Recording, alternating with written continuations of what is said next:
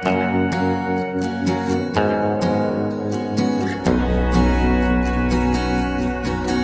the first step out of bed when the clouds start rolling in.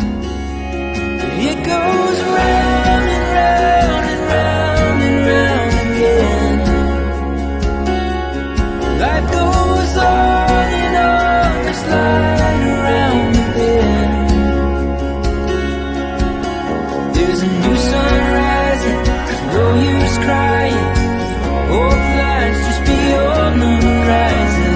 Round and round and round and round again. So don't let them keep you down.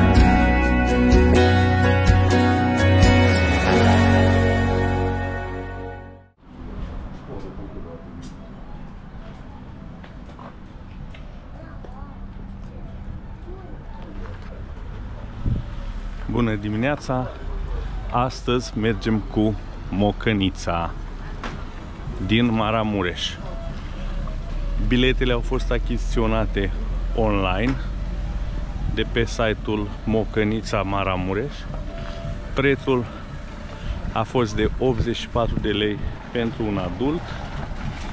În locația unde se află Mocănița este și parcare, nu trebuie să vă faceți probleme în acest sens. Așa că, vizionare plăcută. Nu în ultimul rând, mulțumesc tuturor celor care s-au abonat în mod special.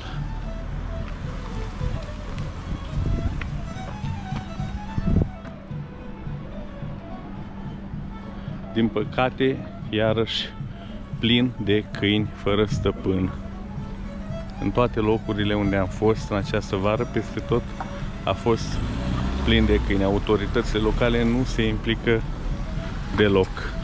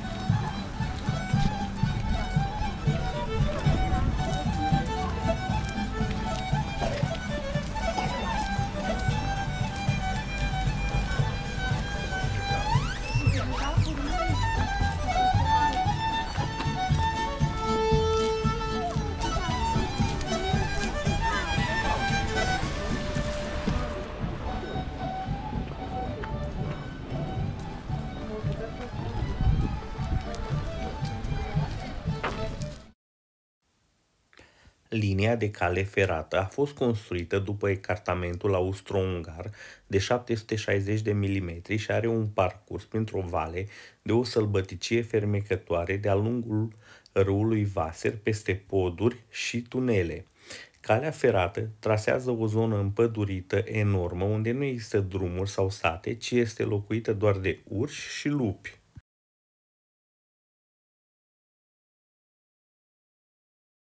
A venit și controlorul.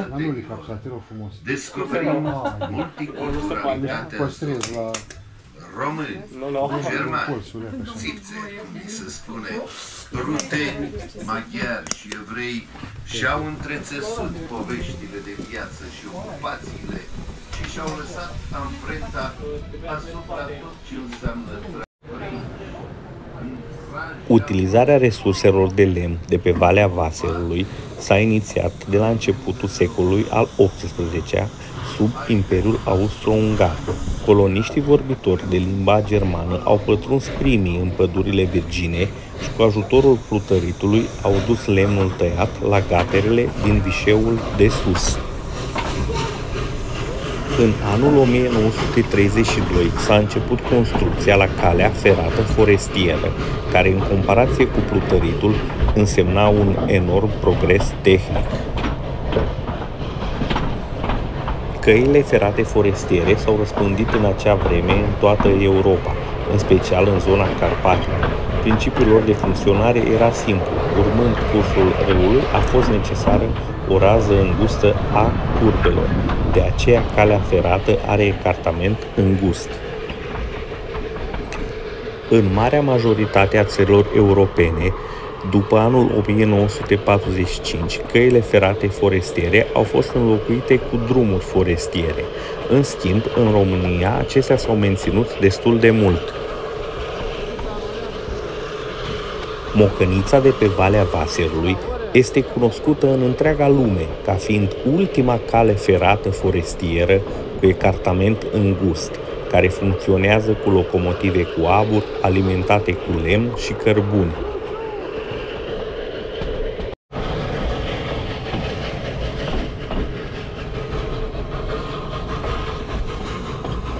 Calea ferată forestieră Vișeu de Sus, cunoscută mai ales sub numele de Mocănița de pe Valea Vaserului, este exploatată atât forestier cât și turistic, fiind clasată ca monument istoric. Cele mai multe dintre locomotivele cu abur din România au fost scoase din funcțiune și abandonate în anii 1990. Totuși, pe ultima cale ferată forestieră activă din România, unele dintre ele au avut șansa să-și redescopere utilitatea, străbătând Valea Îngustă a Vaserului cu același entuziasm pe care l-au avut odinioară. Pe calea ferată forestieră Vișeu circulă 4 locomotive cu abur funcționale. În plus, există și alte câteva locomotive cu abur nefuncționale și mai multe locomotive diesel. După aproximativ o oră și un sfert, am ajuns la primul popas. Hai până față.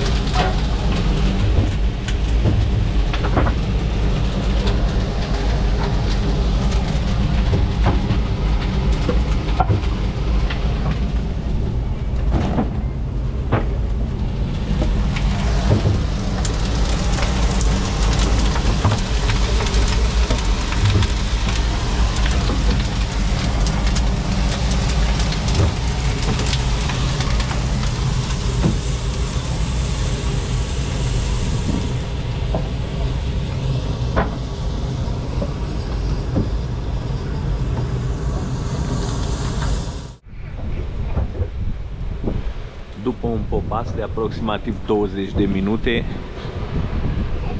reluăm traseul.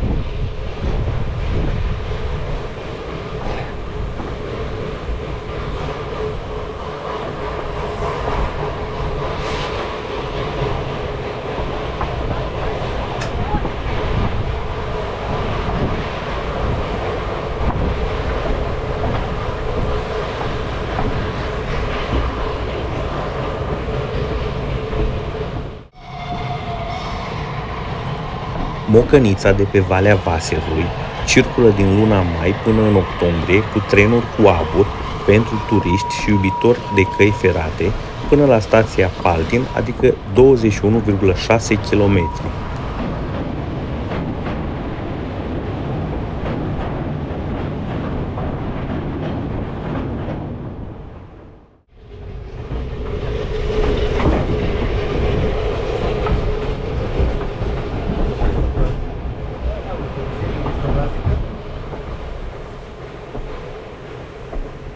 Mocănița pornește din Vișeu de Sus spre pădure, unde există aproximativ 8 km de drum neasfaltat presărat cu case spre stația Novăț. Mocănița continuă de-a lungul râului Vaser printr-o zonă spectaculoasă din punct de vedere al peisajului, cu regiuni înguste ale defileului.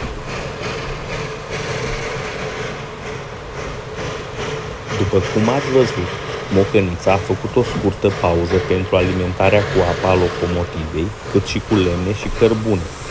Apoi trece de stația Cozia și ajunge la finalul traseului turistic regulat la stația Paltin. La stația Paltin există spațiu de picnic și servicii cu servire rapidă și bunătăți tradiționale.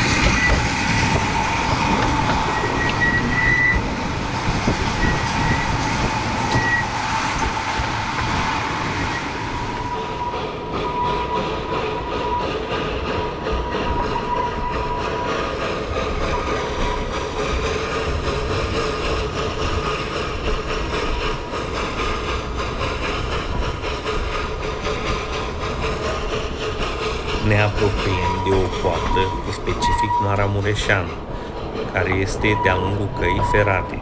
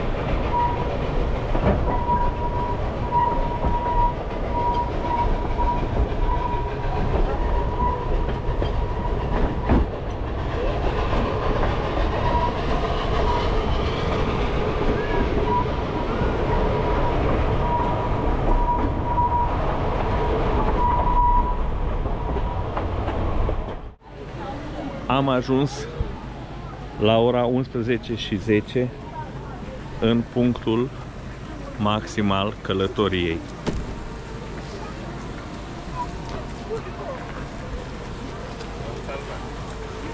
Aici toată lumea coboară din tren.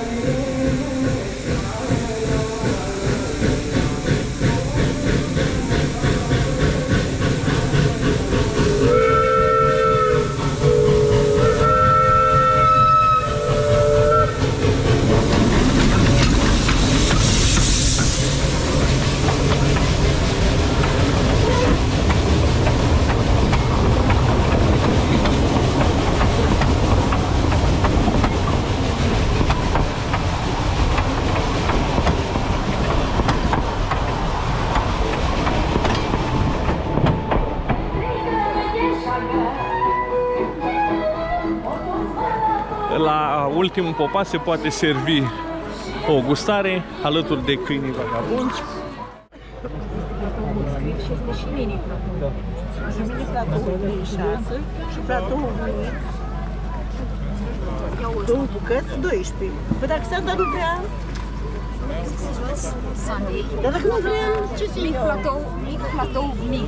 Deci platou mic. Eu. Și dacă vrea... Pa!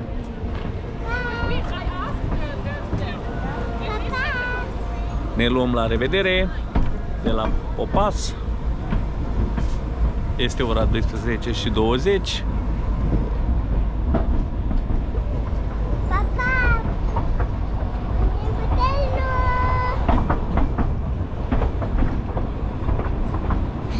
Schimbi macazul.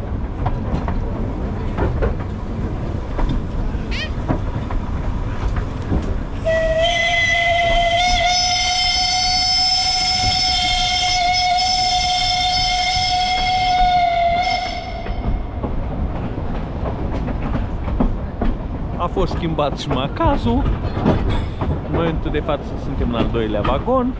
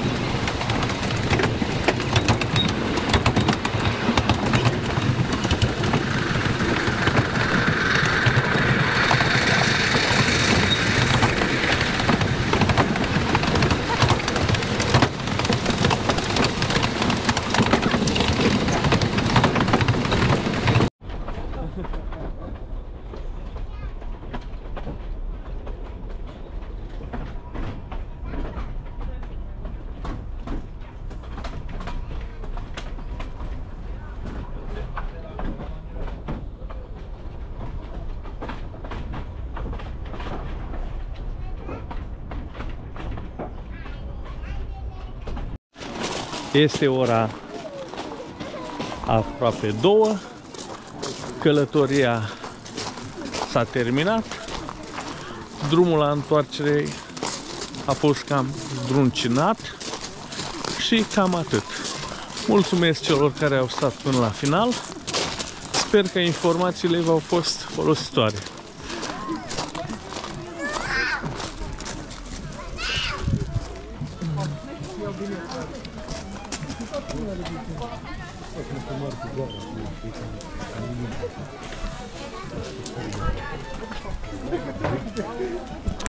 Hey!